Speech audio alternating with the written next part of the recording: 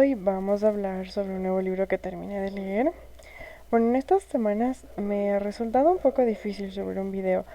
Como ustedes vieron en mi canal, el video anterior se trató sobre un cambio de aceite y he estado trabajando en la lavadora, he estado trabajando en otros proyectos y por eso se me ha hecho un poco difícil subir otro video.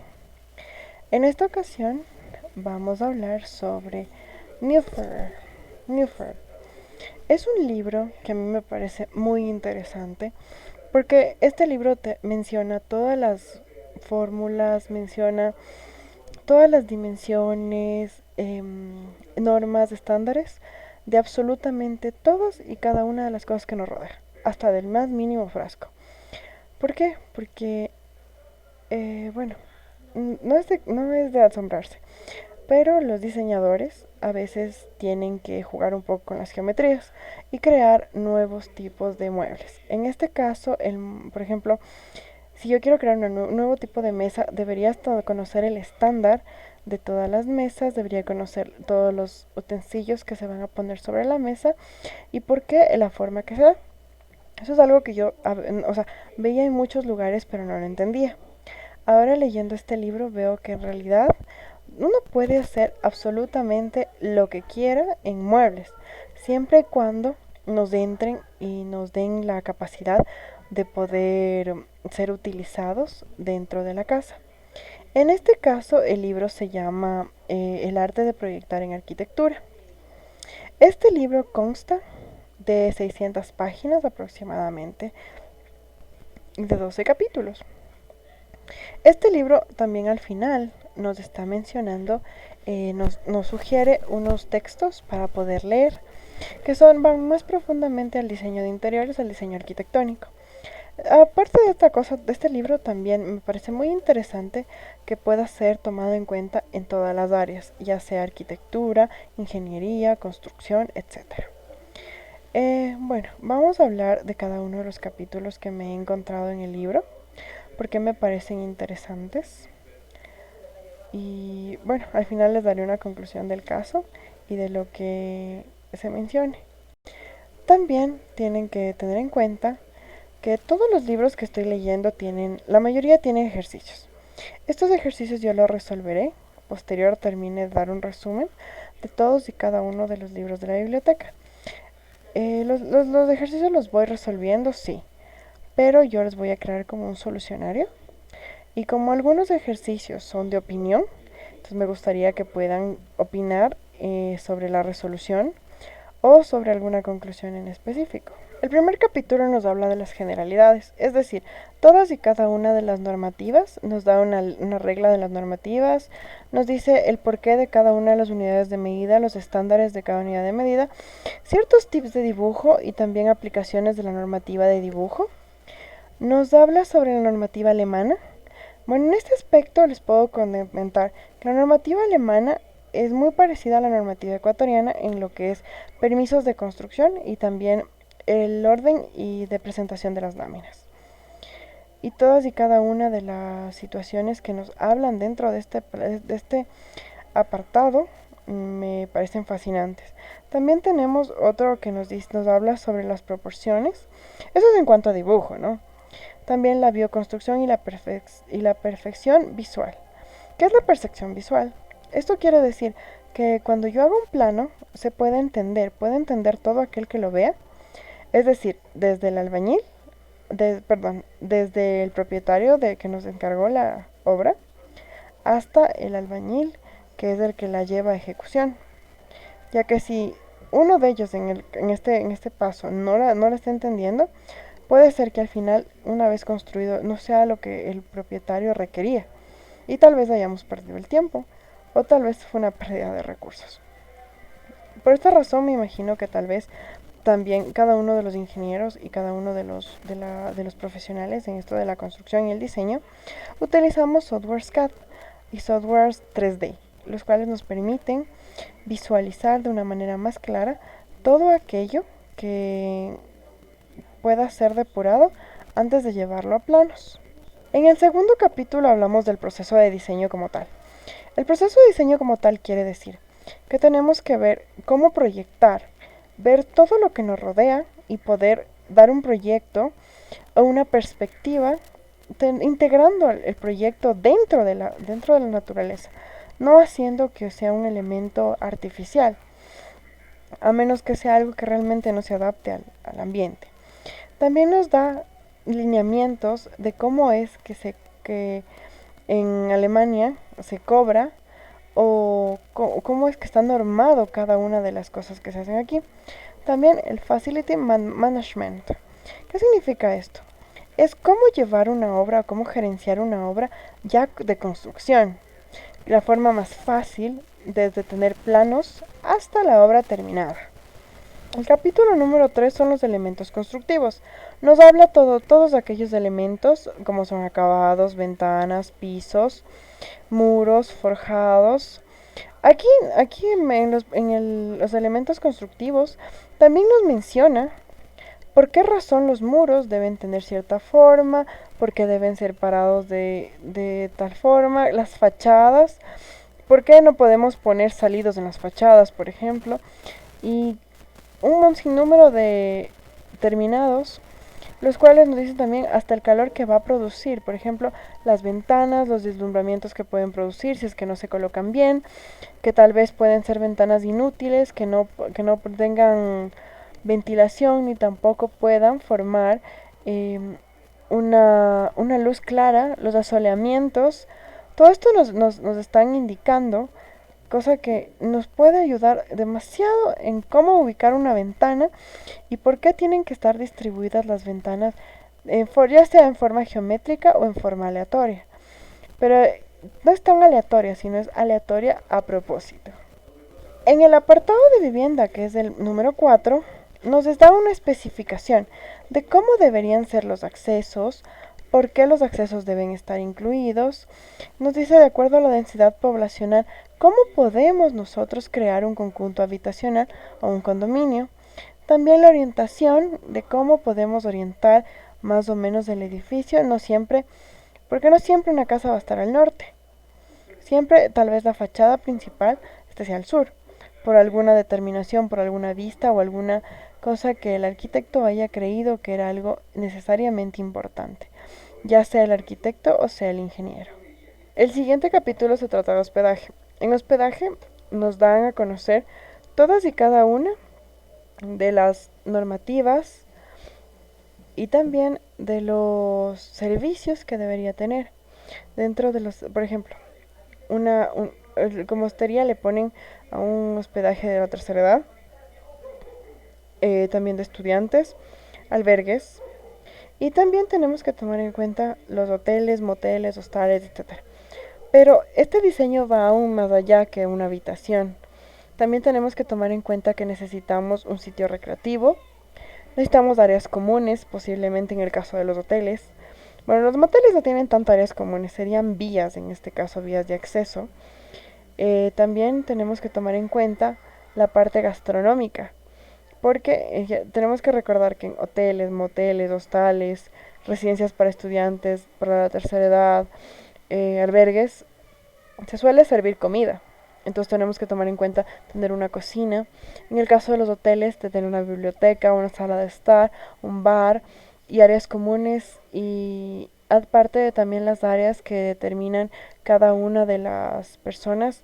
Por ejemplo, la recepción, la zona de pago, el counter, la fachada principal como debe ser, que posiblemente puede ser llamativa, pero no tanto. Tenemos que tener retiros, tenemos que tener un jardín posterior, un jardín principal, un área de juegos, un área infantil, un gimnasio, etcétera. Todo ese tipo de cosas nos van a decir cómo van a ser determinadas. Porque, por ejemplo, no es lo mismo tener un gimnasio dentro de un hotel que tener un gimnasio que va a servir a una comunidad.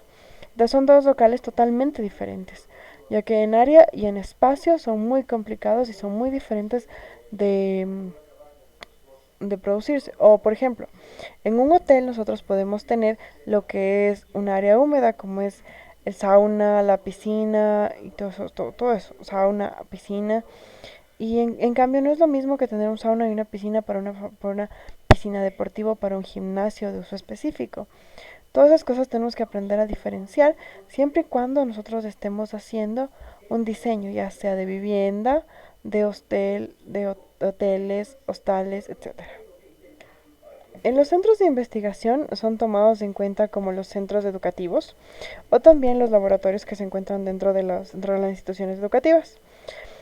Todos estos laboratorios tienen que tener en cuenta la normativa de desinfección, porque en muchos de estos se puede llegar a tener una investigación, por más pequeña que sea, puede resultar en un tóxico, el cual si es liberado puede tener algún problema y nocivo para la salud.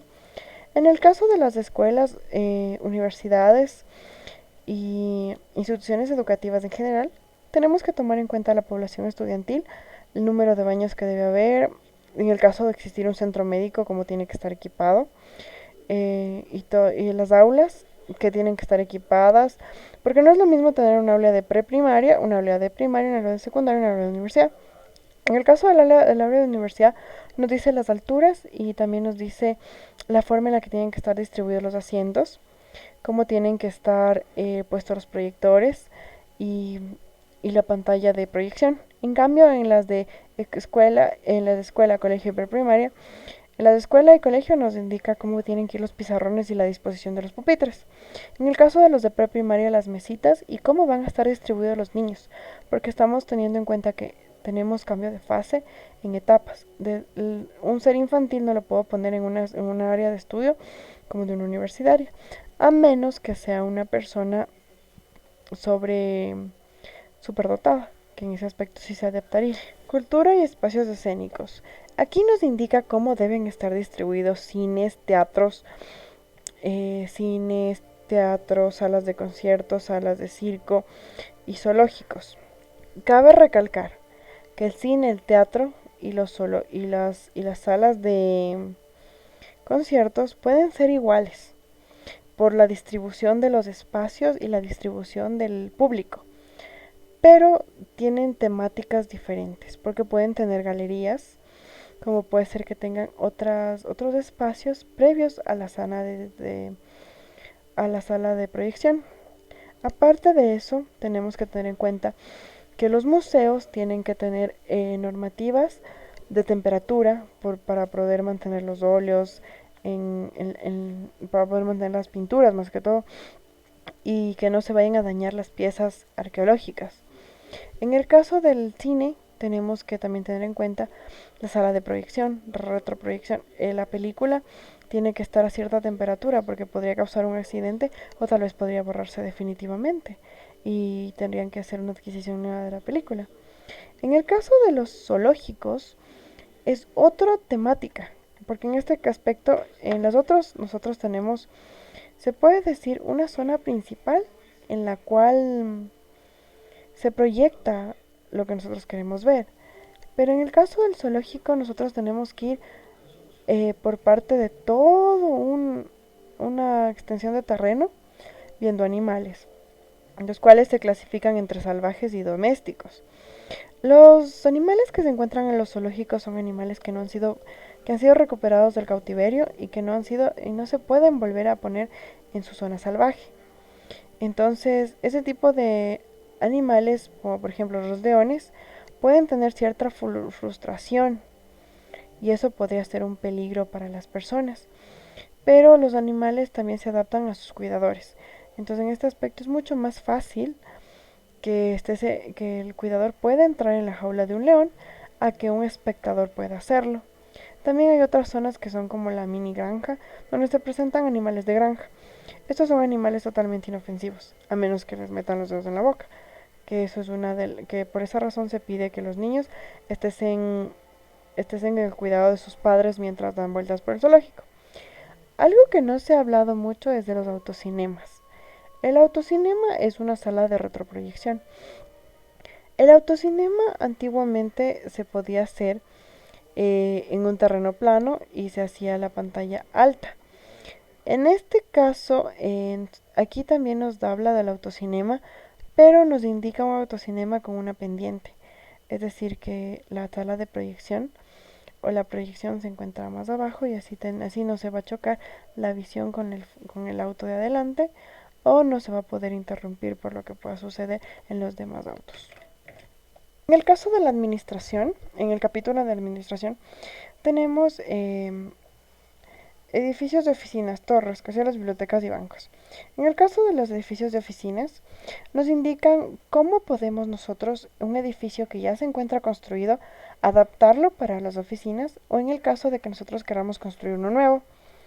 En la norma alemana tengo entendido que en ciertos lugares tiene prohibido las demoliciones y prohibido los cambios bruscos de fachadas en edificios patrimoniales. En este caso de edificios, este tipo de edificios, se podría aplicar la forma de cómo adaptarlos a oficinas sin que estos hayan sido construidos para esto. Tenemos también las torres y los rascacielos. Las torres y los rascacielos eh, tienen muchas partes. Como yo mencioné en una de mis publicaciones anteriores, existen muchos rascacielos, bueno, justamente en el de plantas arquitectónicas, en el edificio, el libro de plantas. En ese libro, casi al final, este que tiene la forma del ADN, exactamente, el que tiene la forma del ADN, y también el faro de Rotterdam, tienen justamente dividido en segmentos. En las plantas de abajo son tiendas comerciales. En el medio vienen oficinas y arriba en el último piso en los últimos pisos vienen los departamentos. Tienen varios accesos justamente para evitar que todo esto se confunda y obviamente alguien que va al centro comercial llegue a subir hasta un departamento. Entonces, todas esas cosas hay que calcularlas. Los, las bibliotecas. En el caso de las bibliotecas tenemos que tomar en cuenta el ancho que tiene un libro, cómo se lo va a predisponer. Y por ejemplo, si vamos a poner doble hilera de libros, tenemos que tomar en cuenta los coches para llevar los libros, el, el counter de reservación, el counter de entrega de los libros, la búsqueda de los libros, cómo buscar los libros. Si la biblioteca va a ser una biblioteca abierta, es decir, que el usuario va a buscar los libros de acuerdo a la posición que le indiquen, o si la persona que está encargada de la biblioteca es la que va a entregar los libros. Las mesas de trabajo, computadores, etcétera. En el caso de los bancos es un poco más complicado y más complejo el análisis, ya que un banco nosotros tenemos que tener en cuenta que va a haber un sinnúmero de personas entrando y saliendo. Segundo, vamos a tener filas de gente, vamos a tener las áreas de las oficinas o las áreas de los asesores bancarios, los gerentes, y también tenemos que tomar en cuenta la bóveda, que es la parte más importante de un banco. Aquí nos explica, ¿no? Que realmente todos los bancos tienen una bóveda pequeña, pero las centrales donde llegan todos los valores que han sido recogidos y recaudados durante todo el día, y ahí es donde tienen realmente la cantidad exacta de billetes y tienen una bóveda mucho más grande en la cual se pueden ingresar muchos billetes más de los que puede tener una sucursal. En el caso de comercios vamos a hablar directamente de las tiendas comerciales. ¿Cómo podemos diseñar una tienda comercial? ¿En base a qué parámetros? ¿En base a qué tipo de tienda también? Porque de acuerdo, no podemos confundir un supermercado con una tienda de ropa, por ejemplo. Cada una tiene su diseño dependiendo lo que se va a vender y lo que se va a poner en exhibición. En este caso también tenemos, por ejemplo, hay una tienda que a mí me encanta, que es la tienda Swarovski, creo que se pronuncia. Es una tienda donde fue creada a base de los diamantes sintéticos. Y esta tienda ha sido muy renombrada.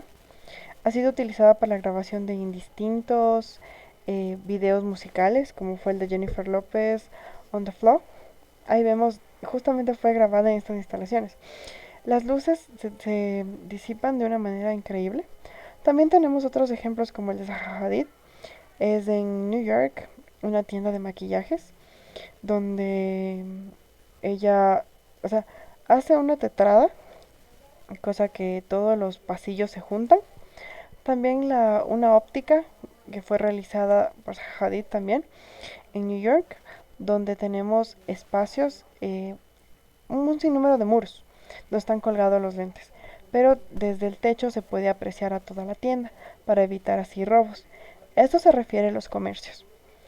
Todas y cada una de las estrategias que pueden hacer que nuestro cliente llegue rápido al producto, pero también evitar la gente que nos puede robar. En el capítulo de industria y oficios tenemos las industrias y los talleres. En el caso de las industrias es la distribución de una de las líneas de producción dependiendo del tipo de producto que se va a realizar. Tomando en cuenta que no es lo mismo hacer zapatos que productos alimenticios. En el caso de los productos alimenticios tenemos que utilizar acero inoxidable para evitar cualquier tipo de contaminación y contaminación cruzada. Y tienen que ser esterilizados constantemente. En el caso de la industria de los zapatos podemos tener áreas de trabajo totalmente dispersas, con telas, etcétera. Pero siempre se tiene que tomar en cuenta el orden y la limpieza, porque eso puede ser predominante para cualquier tipo de accidente. En el caso de talleres nos dice cómo deben estar distribuidas todas y cada una de las salas, todas y cada una de las áreas de trabajo, por ejemplo, de una lavadora. El área de pintura, el área de secado, el área de preparación, el área de lavado, el área de cambio de aceite, el área de mecánica, ya que, por ejemplo, digamos, si yo hago mecánica donde pinto, podría ser que la pintura no sea de calidad y se me adhiera la grasa a las paredes o tal vez se me adhiera la grasa a la pintura. Si yo hago mecánica donde lavo carros, puede ser que el carro también salga manchado, salga totalmente sucio. Entonces todas esas cosas tengo que tomar en cuenta antes de distribuir las áreas. La área de mecánica tal vez debería ser la más aislada porque utiliza un sinnúmero de químicos, grasa, etcétera, que pueden llegar a producir un daño, no daño, a producir una mala calidad en el resto de la línea de producción, en el resto de los restos de servicios que se puedan generar. Arquitectura religiosa. Este apartado es bastante delicado, porque dependiendo de la religiosidad, dependiendo de cada una de las religiones, se debe tomar en cuenta la estructura a construir. Por ejemplo, en las mezquitas necesitamos un área de rezo, un área de relajación, áreas comunales. En el caso de las iglesias cristianas, por ejemplo, áreas para los santos, perdón, las iglesias católicas, áreas para los santos, el altar mayor, el altar de matrimonios, las capillas, o sea, un sinnúmero de imágenes religiosas, o tal vez no imágenes, sino tal vez cuartos de meditación, los cuales se deben, primero yo creería que el arquitecto debería vivir esa religión, consultar lo más que pueda, tal vez tratar, si es que existen templos parecidos, tratar de asistir y ver cómo son realmente por dentro. Porque, por ejemplo, digamos que yo ponga una estrella de 5 puntas en una iglesia cristiana o una iglesia católica. O sea, realmente rompería el diseño y nadie iría porque no tiene nada que ver con la iglesia. A ese tipo de cosas me refiero cuando digo que hay que investigar y consultar bastante para poder hacer un diseño óptimo. En el capítulo de sanidad estaremos hablando de hospitales y consultorios médicos. Tenemos que tomar en cuenta que los hospitales y los hospitales tienen varias zonas que tienen que ser comunales entre pacientes y pacientes de hospitalización y otras zonas privadas, por ejemplo las habitaciones donde no tienen acceso las personas de consulta externa. Tenemos que crear también pasillos de acceso rápido entre los diferentes servicios, ya que podría ser de vida o muerte de una forma decisiva que el médico llegue al área donde se encuentra el enfermo. Otra cosa que tenemos que tomar en cuenta es la separación y las medidas de bioseguridad, ya sea para cualquier tipo de enfermedad como para enfermedades que puedan generar una pandemia. En el caso de los consultorios médicos, tenemos que tomar en cuenta también las salas de espera, el consultorio general y la camilla, el escritorio, la computadora, etc. Pero todo esto va más allá de eso. Porque, por ejemplo, no es lo mismo tener el consultorio de un médico que un quirófano. Un quirófano requiere muchas medidas asépticas o sépticas de asepsia, las cuales tienen que evitar que el paciente se contamine. Aparte de eso, bueno, he leído bastante que existen algunos casos en los que la gente muere aparentemente por fallas al corazón. Pero resulta que si van a profundidad de investigar, se dan cuenta que, por ejemplo, la mesa del quirófano tuvo un corto y eso le generó una descarga eléctrica al paciente para hacer que el corazón se le detenga. Tenemos que tomar en cuenta todas esas cosas. En la sala de neonatos también tenemos que tomar en cuenta las termocunas, el uso de termocunas, los bebés que requieran una termocuna, los bebés que requieran una cuna.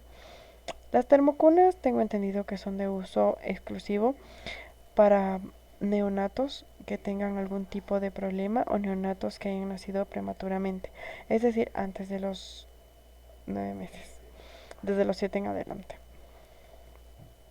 En este aspecto, las termocunas pasan aislados totalmente de las madres y tienen que tener en cuenta que pueden contaminarse o pueden tener algún tipo de enfermedad. Entonces, antes de entrar a estas salas son descontaminadas las pacientes. Y así con cada una de las salas que debe tener un hospital. En el capítulo de sanidad estaremos hablando de hospitales y consultorios médicos. Tenemos que tomar en cuenta que los hospitales y los hospitales tienen varias zonas que tienen que ser comunales entre pacientes de hospitalización y otras zonas privadas, por ejemplo las habitaciones donde no tienen acceso las personas de consulta externa. Tenemos que crear también pasillos de acceso rápido entre los diferentes servicios, ya que podría ser de vida o muerte una forma decisiva que el médico llegue al área donde se encuentra el enfermo. Otra cosa que tenemos que tomar en cuenta es la separación y las medidas de bioseguridad, ya sea para cualquier tipo de enfermedad como para enfermedades que puedan generar una pandemia. En el caso de los consultorios médicos, tenemos que tomar en cuenta también las salas de espera, el consultorio general y la camilla, el escritorio, la computadora, etc. Pero todo esto va más allá de eso. Porque, por ejemplo, no es lo mismo tener el consultorio de un médico que un quirófano. Un quirófano requiere muchas medidas asépticas o sépticas de asepsia, las cuales tienen que evitar que el paciente se contamine. Aparte de eso, bueno, he leído bastante que existen algunos casos en los que la gente muere aparentemente por fallas al corazón. Pero resulta que si van a profundidad de investigar, se dan cuenta que, por ejemplo, la mesa del quirófano tuvo un corto y eso le generó una descarga eléctrica al paciente para hacer que el corazón se le detenga. Tenemos que tomar en cuenta todas esas cosas. En la sala de neonatos también tenemos que tomar en cuenta las termocunas, el uso de termocunas, los bebés que requieran una termocuna, los bebés que requieran una cuna. Las termocunas tengo entendido que son de uso exclusivo para neonatos que tengan algún tipo de problema o neonatos que hayan nacido prematuramente, es decir, antes de los 9 meses, desde los 7 en adelante. En este aspecto, las termocunas pasan aislados totalmente de las madres y tienen que tener en cuenta que pueden contaminarse o pueden tener algún tipo de enfermedad. Entonces, antes de entrar a estas salas son descontaminadas las pacientes. Y así con cada una de las salas que debe tener un hospital. Deportes y ocio. En este apartado nos habla sobre un sinnúmero de deportes que se practican, ya sea esquí, baile sincronizado, piscina, eh, hipódromos, hockey, fútbol, básquet y también nos presenta una cancha tipo, o sea, es decir, los estándares que necesitamos para que la cancha cumpla con su objetivo de que es prestar el servicio hacia determinado deporte. Tenemos una parte también que se llama polideportivos, es decir, lugares donde se pueden practicar más de un deporte.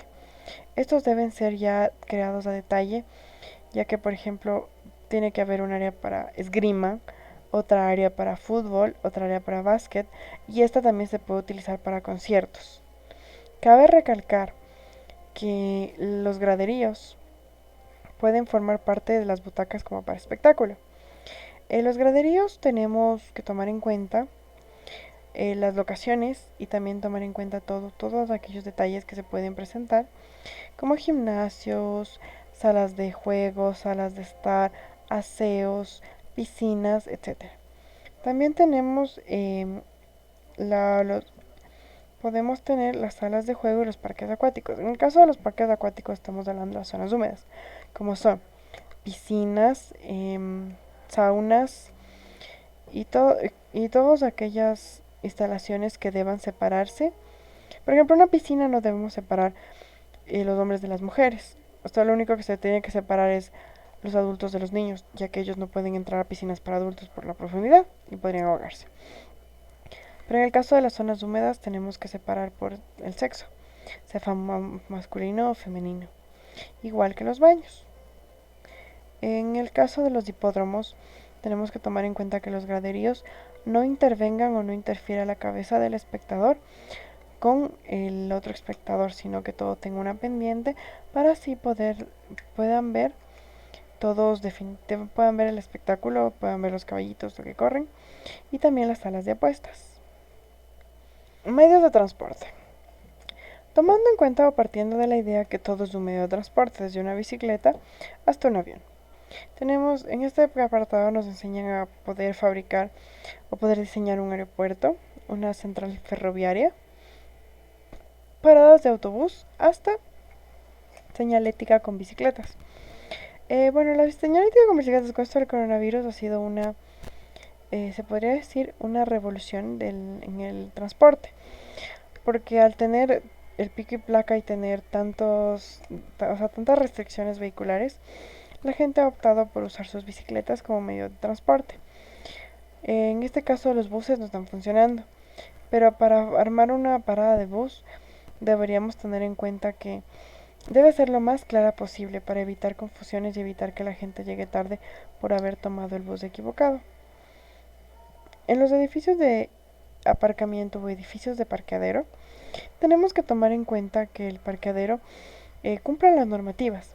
Bueno, la normativa que nos indica en este libro es sumamente parecida a la normativa de aquí, a la normativa ecuatoriana. Justamente es del mismo espacio, el mismo ancho que debe tener entre vehículo y vehículo y debe tener el carro.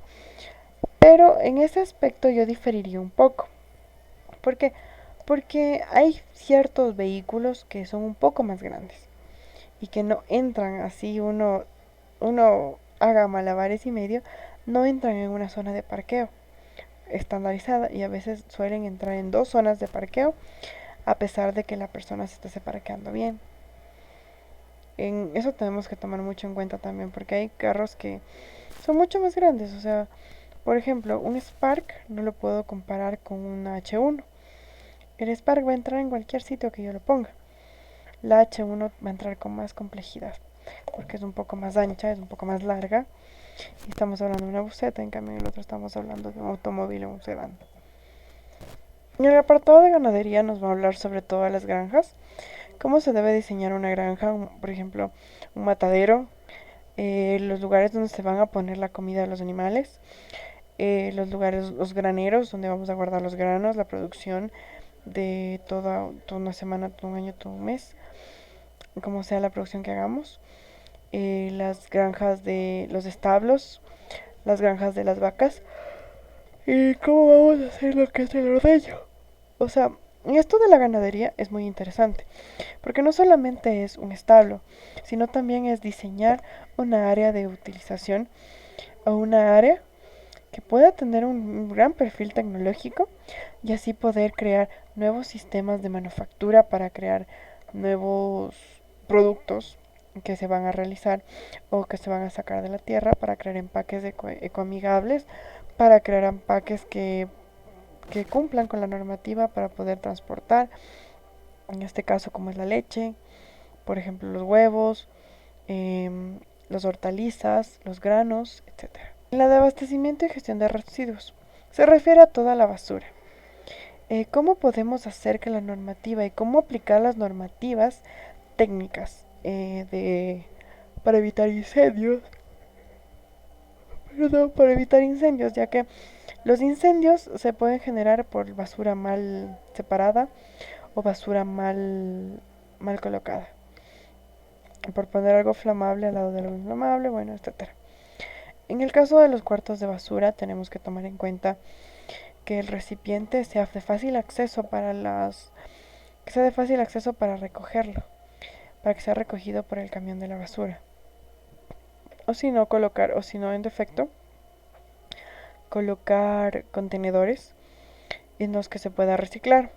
Esto debemos generar también una conciencia, una campaña a nivel mundial y se puede decir a nivel global, del reciclaje, ya que no es lo mismo y no se demora el mismo tiempo en descomponerse un vidrio que un plástico.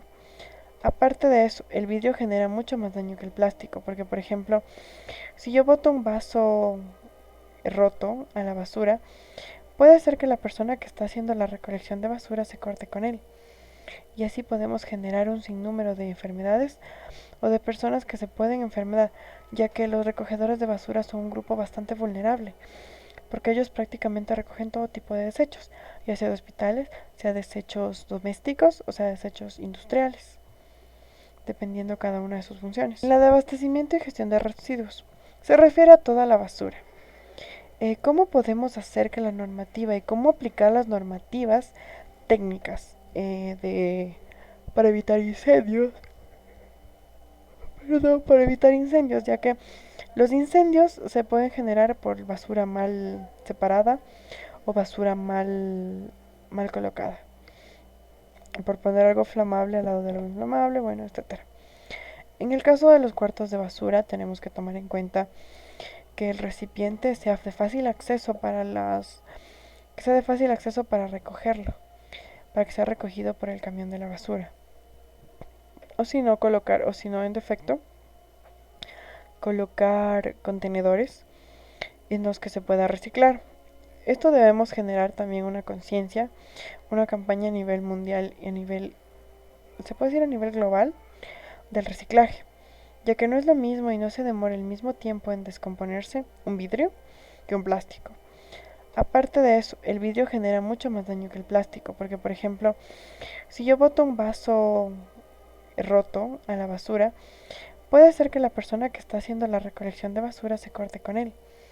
Y así podemos generar un sinnúmero de enfermedades o de personas que se pueden enfermar, ya que los recogedores de basura son un grupo bastante vulnerable, porque ellos prácticamente recogen todo tipo de desechos, ya sea de hospitales, sea desechos domésticos o sea desechos industriales, dependiendo cada una de sus funciones. Y como les decía, este libro me parece de lo más importante, de lo más genial, porque nos enseña y nos da un sinnúmero de métodos constructivos. Este libro en los últimos capítulos nos habla más que todo en base a la normativa alemana, tanto de incendios como la normativa de energías renovables y de iluminación. Pero entre todas las normativas que he leído me parece la más completa, porque incluso nos detalla a minuciosidad cuál es la normativa, o sea, qué tipo de lumen, cuántos se necesitan dentro de una estación de trabajo, qué color, por ejemplo, tienen que tener las paredes y cuánta iluminación necesito. Por ejemplo, mientras todas las paredes deben ser mate, según lo que nos menciona aquí, porque así evitamos que se provoquen deslumbramientos o tal vez se provoquen una gran cantidad de distracciones en cuanto al trabajo. Entonces, todas esas cosas a mí me parecen muy esenciales que deben conocer y debe ser de conocimiento público y de conocimiento general para todos los que estamos involucrados en la zona del diseño. Porque hay muchas veces que, por ejemplo, yo como ingeniera mecatrónica, a veces me olvido del personal que va a manejar estos dispositivos y podría llegar a poner cosas que no debería y que no serían amigables para el trabajo, sino serían una contradicción total, a pesar que para mí y mi forma de ver se vean geniales o se vean complejas. Bueno chicos, eso es todo por ahora.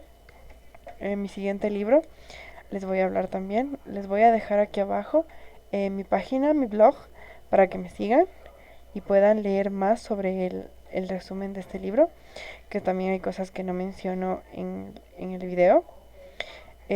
Manito arriba, si es que les gusta mi video, suscríbanse a mi canal para saber más de ciencia y más de los otros libros, aparte de los solucionarios que estoy por subir. Y coméntenme cualquier cosa. Los comentarios habían estado deshabilitados en los otros videos. Procuraré que en los videos siguientes tenga los comentarios habilitados. Y ustedes también atrévanse a proponer temas para poder tratar aquí dentro del blog. Ya saben que este blog es hecho para ustedes y por ustedes. Gracias.